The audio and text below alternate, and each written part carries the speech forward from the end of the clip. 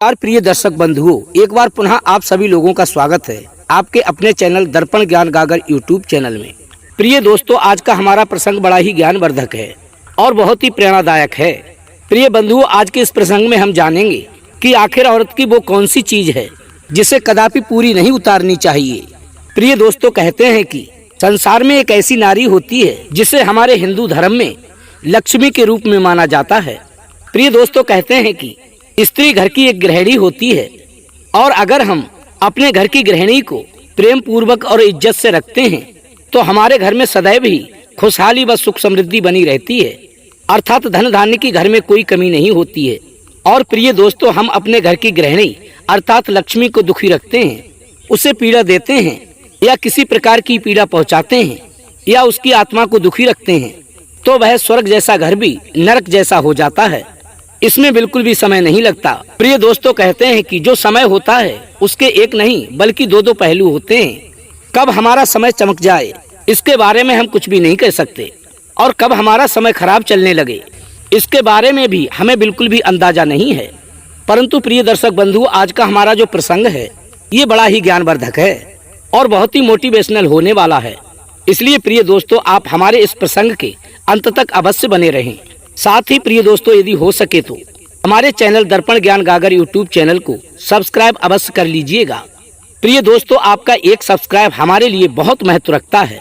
आपके एक सब्सक्राइब करने से हमारा परिवार बढ़ता है।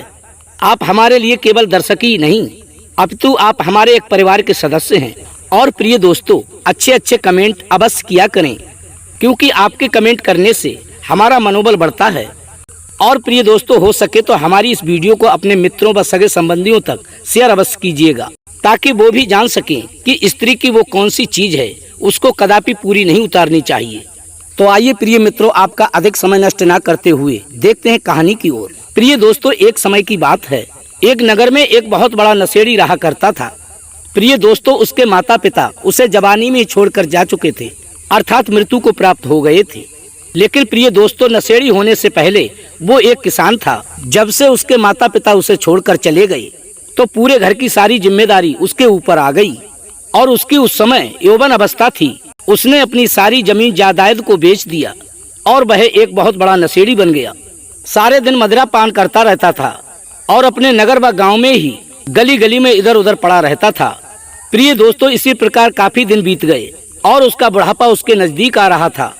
लेकिन नशेड़ी होने के कारण उसका कोई भी विवाह करने को तैयार नहीं था, क्योंकि प्रिय दोस्तों, किसी ने सत्य ही कहा है, किसी का कोई भी माता पिता नहीं चाहेगा वो अपनी पुत्री को एक नरक जैसे घर में डाले। प्रिय दोस्तों, एक दिन की बात है, वो अपने मन में स्वयं ही सोचता है कि अभी तो मेरी शादी भी नहीं हुई है और मैंने अपने जीवन को शराब पी पी कर बर्बाद कर लिया है और यदि मैं ये शराब को पीकर मर गया तो आखिर मेरा वंश कौन चलाएगा और इस संसार में जन्म लेकर कुंवारा मरना एक अभिशाप के बराबर होता है। प्रिय दोस्तों, ये सारी बातें अपने मन में सोचकर और अब वह शराब पीना बिल्कुल भी बंद कर देता है और देखते ही देखते उसके पास उसकी जो बची हुई खेती बाड़ी होती है उसको ठीक प्रकार से करने लगता है। और प्रिय दोस्तों, उसके खेत में जो सब्जियां होती थी उनको एक ठेले पर रखकर गाँव गाँव गली गली जाकर बेचा करता था। प्रिय दर्शक बंधुओं, इसी प्रकार काफी दिन बीतते गए और गांव के सभी लोग इस बात को सोच सोचकर बहुत हैरान थे कि आखिर इतना बड़ा नशेड़ी होते हुए ये एकदम से सुधर कैसे गया, इसने एकदम शराब को छोड़ कैसे दिया। और प्रिय मित्रों, यदि देखा जाए तो ये बात किसी अचंभे से कम नहीं है। अब प्रिय दोस्तों, सभी गाँव के लोग उसके यहाँ से सब्जियां खरीदने लगे और उसके पास आने लगे कि आखिर इसको हुआ क्या है, इस पर किसी ने जादू तो नहीं कर दिया जो कि ये एकदम इतना सुधर गया। मांस मदिरा का सेवन छोड़कर ये अच्छे कर्म करने लगा।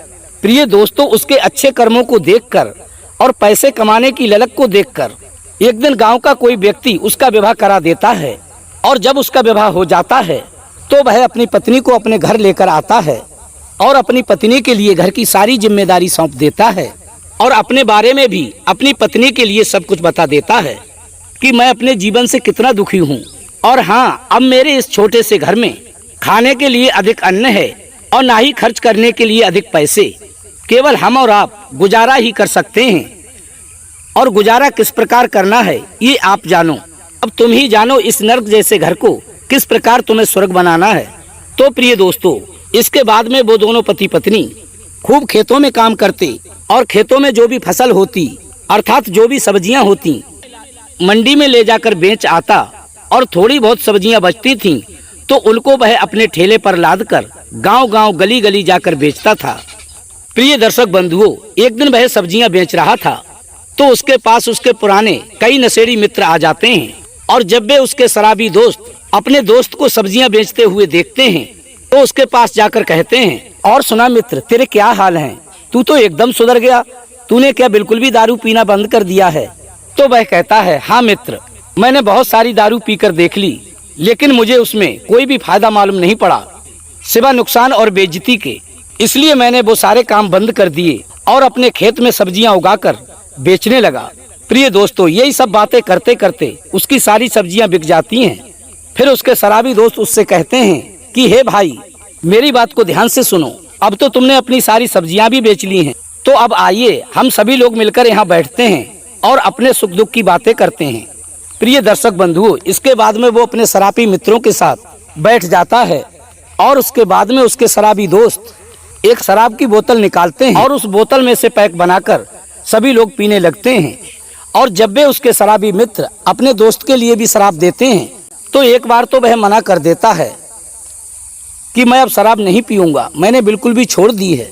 परंतु प्रिय दोस्तों, दूसरी बार जब वो देते हैं तो वो मना नहीं कर पाता है, अर्थात अपनी इंद्रियों को काबू नहीं कर पाता है। क्योंकि प्रिय दोस्तों, किसी ने सत्य ही कहा है कि जो मनुष्य अपने मन को काबू कर सकता है वो एक दिन अवश्य ही अपनी सारी इच्छाएं पूरी कर सकता है। प्रिय दोस्तों, इसके बाद वो शराब को पी लेता है और शराब को खूब पीकर और नशे में धुत होकर अपने घर को जाता है और घर पहुंचकर अपनी लक्ष्मी जैसी पत्नी को बहुत डांटता फटकारता है, भद्दी भद्दी गालियां देता है और जो भी उस दिन उसने सब्जियां बेचकर कमाया था उन सारे पैसों की वो शराब पी जाता है। प्रिय दर्शक बंधुओं, जब उसकी पत्नी ने अपने पति का वो राक्षस जैसा रूप देखा, उसका ये रूप देखकर उसकी पत्नी बहुत डर जाती है। अब तो प्रिय दर्शक बंधुओं, अपने यार दोस्तों में पड़कर वह प्रतिदिन फिर से वैसे ही दारू पीने लगा जैसे कि वो पहले पीता था। प्रिय दोस्तों, एक दिन की बात है जब उस नशेड़ी के घर उसके ससुराल वाले आते हैं अपनी बेटी से मिलने के लिए और अपनी पुत्री के घर पहुंचकर उससे उसके हालचाल पूछते हैं। तभी उनकी बेटी कहती है कि हे पिताजी, बैठिए, पहले थोड़ा जलपान कर लो, उसके बाद हाल समाचार पूछना। और प्रिय दर्शक बंधुओं, जब वे जलपान कर लेते हैं तो अपनी बेटी से अपने जमाई राजा के हालचाल पूछते हैं। तो उनकी बेटी कहती है कि आपका जमाई तो सब्जियां बेचने के लिए बाजार गए हैं और थोड़ी ही देर में वापस आने वाले होंगे। प्रिय दोस्तों, इसी प्रकार वो बैठे बैठे अपने जमाई राजा का आने का इंतजार करने लगते हैं। प्रिय दर्शक बंधुओं, जब शाम के समय उनका जमाई सब्जियां बेचकर और शराब के नशे में धुत होकर पटके खाता हुआ घर वापस आता है और घर के दरवाजे पर आते ही अपनी पत्नी को जोर जोर से गंदी गंदी गालियां देता हुआ घर के अंदर प्रवेश करता है। और जब उसके ससुर अपने जमाई को नशे की हालत में देखते हैं तो उसकी ये हालत देख करके वो बहुत डर जाते हैं। तभी वह अपनी पुत्री से कहते हैं कि हे पुत्री, हमें तुम्हारा भविष्य नरक में जाते हुए दिख रहा है, तुम भला इसके साथ कैसे रह सकती हो? ये तो तुम्हें जीते जी मार देगा। प्रिय दोस्तों, इसके बाद में जैसे ही अपने सास ससुर को देखता है तो वो नशे में धुत अपने सास ससुर को भी गालियां देने लगता है और कहता है कि तुम यहाँ क्यों आए हो, आखिर तुम्हारा यहाँ है क्या? प्रिय दोस्तों, वो इतने नशे में था जिन क्या क्या अपशब्द उनसे कहने लगता है।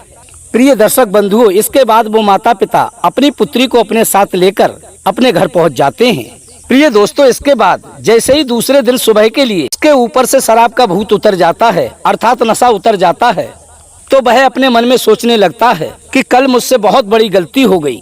मैंने अपने माता समान सास ससुर के लिए बहुत भद्दी भद्दी गालियां दी हैं और इसी कारण वे अब मेरी पत्नी को भी अपने साथ लेकर अपने घर चले गए। अब तो मैं इस प्रकार बेघर हो जाऊंगा, मेरी देखरेख कौन करेगा, मुझे खाना बनाकर कौन देगा? प्रिय दर्शक बंधुओं, इसी प्रकार कई दिन बीत जाते हैं। अब तो उसे अपनी पत्नी की कमी बहुत खलने लगती है और उसकी यादों में वह बेचैन रहने लगता है और देखते ही देखते लगभग 1 महीना बीत जाता है। प्रिय दर्शक बंधुओं, एक दिन की बात जब वह अपनी पत्नी को लेने अपनी ससुराल पहुंचता है। प्रिय दर्शक बंधुओं, जब वह ससुराल पहुंचकर घर का दरवाजा खटखटाता है तो घर के अंदर से उसका ससुर दरवाजे को खोलता है और जब वह अपने ससुर से राम राम करता है तो उसका ससुर उसकी तरफ देखता तक नहीं है और दरवाजे को खोलकर अंदर की ओर चला जाता है। प्रिय बंधु, इसके बाद में उसके ससुराल वाले उसको पानी लेकर आते हैं और पानी पिलाने के बाद पूछते हैं, ये बताइए आखिर तुम यहाँ पर क्यों आए हो। तो प्रिय दर्शक बंधुओं, वो कहता है कि मैं अपनी पत्नी को लेने आया हूँ, मैं उसके बिना अब और नहीं रह सकता क्योंकि मैं उससे बहुत प्रेम करता हूँ। तो प्रिय दर्शक बंधुओं, इसके बाद में वो लोग अपने जमाई राजा से कई सारे वचन लेते हैं कि आज के बाद यदि तुम शराब पियोगे तो आज के अलावा हम अपनी पुत्री को तुम्हारे साथ नहीं भेजेंगे। क्योंकि प्रिय दर्शक बंधुओं कहते हैं, शराब और वेश्या से प्रेम करने वाले व्यक्ति की पत्नी का जीवन अंधकार में हो जाता है। खूनी और अत्याचारी की पत्नी का भी जीवन अंधकार में होता है। प्रिय दोस्तों, काफी समझाने बुझाने के बाद वे अपनी पुत्री को अपने जमाई राजा के साथ भेज देते हैं।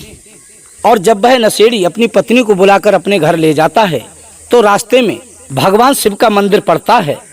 तो वह नशेड़ी उस मंदिर के सामने खड़े होकर ये संकल्प लेता है कि आज के बाद वह कभी शराब नहीं पिएगा और जीवन भर के लिए वह शराब का त्याग कर देता है और घर पहुंचकर जी तोड़ मेहनत करता है। और प्रिय दर्शक बंधु, कुछ ही समय में वो मेहनत मजदूरी करके इतनी धन संपत्ति अर्जित कर लेता है और बहुत बड़ा सब्जियों का थोक विक्रेता बन जाता है।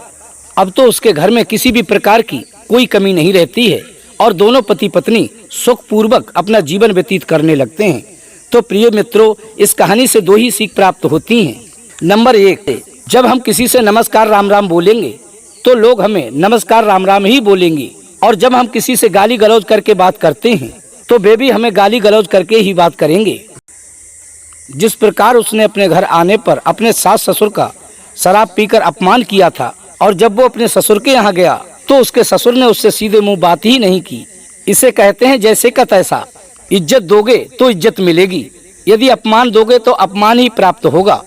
और प्रिय दोस्तों, दूसरी शिक्षा हमें ये प्राप्त होती है कि कभी भी पत्नी का अपमान नहीं करना चाहिए, अर्थात किसी के सामने पत्नी का अपमान नहीं करना चाहिए। और प्रिय दर्शक बंधुओं, जैसा कि हमारा टाइटल है, हम आपको बताते चलें कि स्त्री की वो कौन सी चीज है जो पुरुष नहीं उतारता है, तो वो है उसकी सबके सामने इज्जत। कभी भी पुरुष के लिए अपनी पत्नी की सभी के सामने इज्जत नहीं उतारनी चाहिए। यदि ऐसा कोई पुरुष करता है तो वो बहुत ही बड़ा पाप का भागीदार बन जाता है।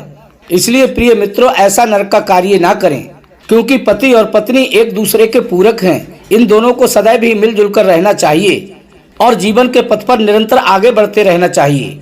कैसी लगी प्रिय दर्शक बंधुओं आज की हमारी ये कहानी? यदि अच्छी लगी हो तो वीडियो को लाइक कर दें, चैनल को सब्सक्राइब कर लें, अच्छे कमेंट करें, हो सके तो अपने सगे संबंधियों व मित्रों तक वीडियो को शेयर अवश्य करें। प्रिय दोस्तों, फिर मिलेंगे इसी प्रकार की ज्ञानवर्धक चर्चा के साथ। इसी के साथ प्रिय दोस्तों, राधे राधे, जय श्री कृष्णा।